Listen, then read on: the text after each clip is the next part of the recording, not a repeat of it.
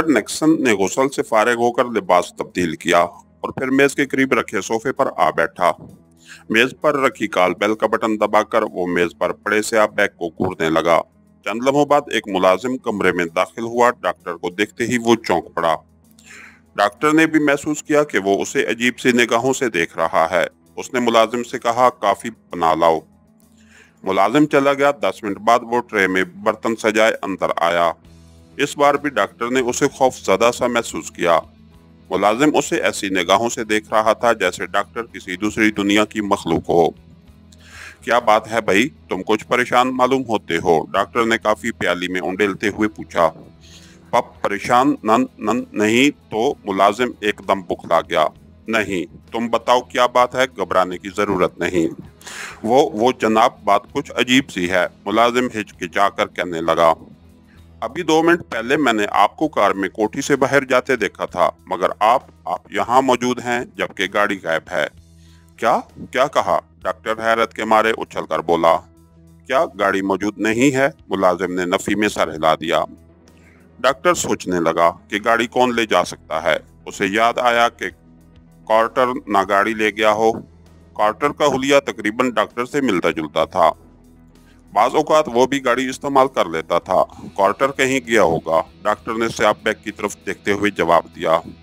ओह वाकई, उसका तो किससे ख्याल ही नहीं रहा, मुलाजिम ने चौंक कर कहा और फिर कमरे से बाहर निकल गया। उसके जाने के बाद डॉक्टर सोचने लगा कि मार्टर कहाँ गया होगा। कम अज कम उसे ये तो बताकर जाना चाहिए था कि वो कहाँ जा रहा है। काफी पीने के बाद उसने टेलीफोन इंस्ट्रूमेंट अपनी तरफ खिसकाया और रिसीवर उठाकर नंबर डायल करने लगा। यस, व्हाइट हाउस, पीए स्पीकिंग। सदर अमेरिका के पीए की आवाज सुनाई दी। डॉक्टर निक्सन बोल रहा हूँ, मोहतरम सदर से बात कराओ। 1 मिनट होल्ड करें, पीए की आवाज आई। फिर 1 मिनट गुजरने से पहले ही सदर अमेरिका की आवाज सुनाई दी। यस मिस्टर निक्सन, खैरियत तो है ना? हाँ जनाब, खैरियत से भी कुछ ज्यादा। डॉक्टर निक्सन खुशदिली से मुस्कुराया। आपको याद होगा कि 1 साल पहले आपने मेरे ज़िम्मे एक अहम काम लगाया था। ओह हाँ, खूब याद दिलाया, सदर ने चौंक कर कहा। कहिए, इस सिलसिले में कहाँ तक पहुँचे? आपको ये सुनकर खुशी होगी कि मैं अपनी कोशिशों में कामयाब हो गया हूँ। Very good doctor, very good, सदर की चिल्लाती हुई आवाज सुनाई दी। तुमने अजीम खुशखबरी सुनाई है डॉक्टर। जनाब, मैंने आपने आपके हुक्म की तामील की है। अगर आपकी दिलचस्पी शामिल न होती तो शायद निक्सन खामोश हो गया। अगर तुम वाकई कामयाब हो गए तो तुमने इस सदी का अजीम तरीन कारनामा अंजाम दिया है डॉक्टर। मैं सच कह रहा हूँ जनाब।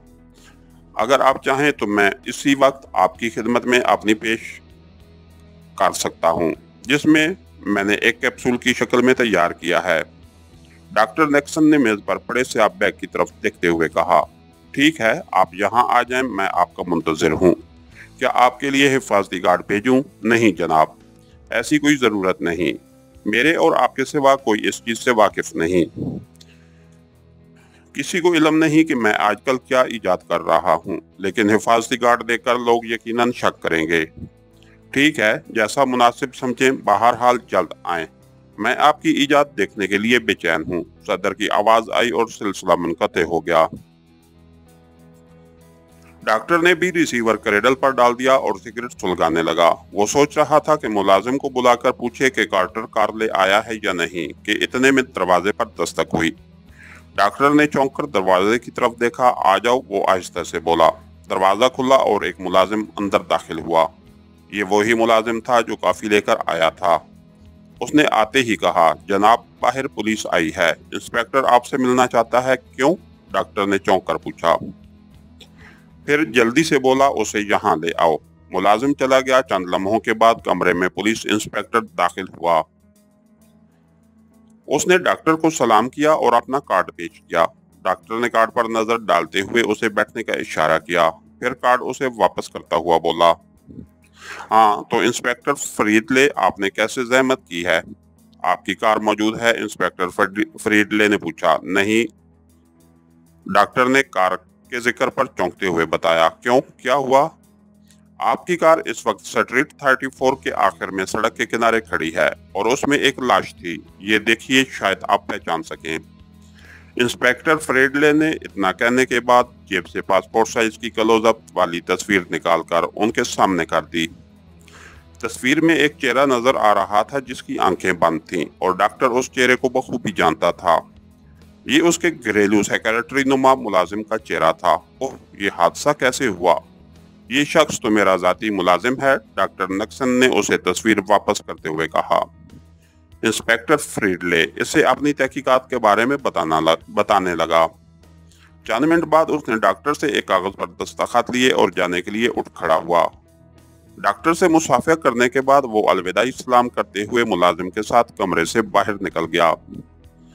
اس کے جانے کے بعد ڈاکٹر سوچنے لگا کہ یہ سب کیوں کر ہوا اور کارٹر کو کس نے قتل کیا، وہ 34 اسٹریٹ پر کیا کرنے گیا تھا اور دوسری کار کس کی تھی، اس کار کے ڈرائیور کو کیوں ہلاک کیا گیا، مجرم ان دونوں کو کیوں کر جانتے تھے اور ان سے کیا فائدہ اٹھانا چاہتے تھے، ان دونوں کو قتل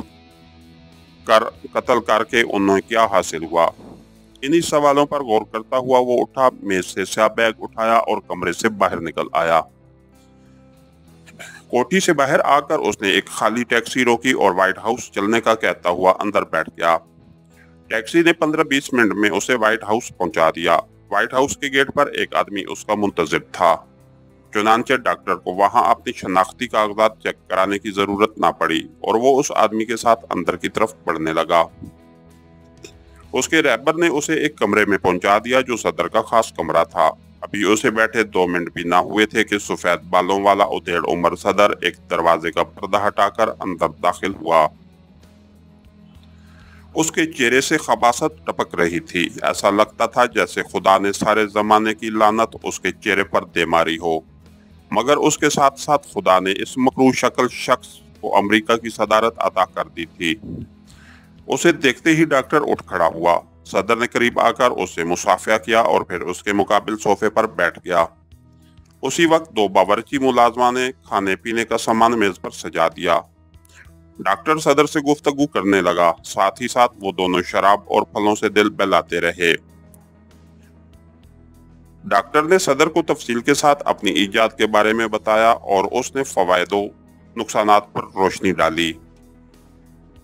مگر وہ کیپسول دکھاؤ تو صحیح، یا بس تعریفیں ہی کیے جاؤ گے، صدر نے ہنستے ہوئے کہا۔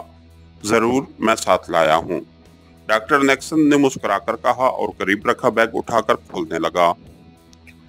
صدر کے چہرے پر دلچسپی اور سنسنی کے تاثرات پھیل گئے۔ ڈاکٹر نیکسن نے صدر کے چہرے کا جائزہ لیا اور اس کی حیرت سے محظوظ ہوتے ہوئے بیگ میں ہاتھ ڈال دیا، مگر دوسرے ہی لمحے وہ یوں ساکن ہو گیا جیسے اس کا دم نکل گیا ہو۔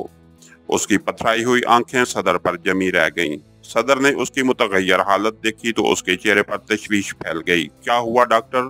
اس نے قدرے بلند آواز سے کہا، مگر ڈاکٹر نے کوئی جواب نہ دیا۔ صدر نے اٹھ کر اسے جھنجھوڑا، مگر ڈاکٹر نیکسن کا جسم صوفے پر لڑک گیا اور بیگ تبیز قالین پر جا پڑا۔ ڈاکٹر بے ہوش ہو چکا تھا۔ صدر پریشان ہو گیا۔ اس نے فوراً میز پر رکھی بیل کا بٹن دبایا۔ دوسرے ہی لمحے ایک ملازم اندر داخل ہوا۔ ڈاکٹر کو بلاؤ، صدر نے اسے حکم دیا۔ چند لمحوں بعد ڈاکٹر آ گیا۔ اس نے ڈاکٹر نیکسن کا جائزہ لیا، پھر صدر کی طرف منہ کر کے بولا، انہیں کوئی شدید ذہنی دھچکا لگا ہے جناب، اس لیے بے ہوش ہو گئے ہیں، خطرے کی کوئی بات نہیں۔ ذہنی دھچکا؟ صدر بڑبڑایا۔ وہ سوچ رہا تھا کہ ایسی کیا بات ہوئی ہوگی، پھر یہاں گفتگو کے دوران بھی ایسی کوئی بات زیر بحث نہیں آئی جو ڈاکٹر کے لیے ذہنی اذیت کا باعث بنتی۔ اس نے ڈاکٹر سے کہا، اس کا علاج کرو اور ہوش میں لے آؤ۔ پھر اچانک اسے کیپسول کا خیال آیا جو ڈاکٹر نیکسن سیاہ بیگ سے نکال کر دکھانے لگا۔ یہ خیال آتے ہی اس نے قالین پر پڑا بیگ اٹھا لیا۔ جو ہی اس کی نظر بیگ پر پڑی، اس کی آنکھیں حیرت سے پھیلتی چلی گئیں۔ اس کے ساتھ ہی ہماری آج کی ایپیسوڈ کا اختتام ہوا۔ کہانی گھر چینل کو لائک کیجئے، سبسکرائب کیجئے اور بیل آئیکن کو پریس کر دیجئے تاکہ ہر آنے والی نئی ویڈیو آپ تک بر وقت پہنچ سکے۔ شکریہ۔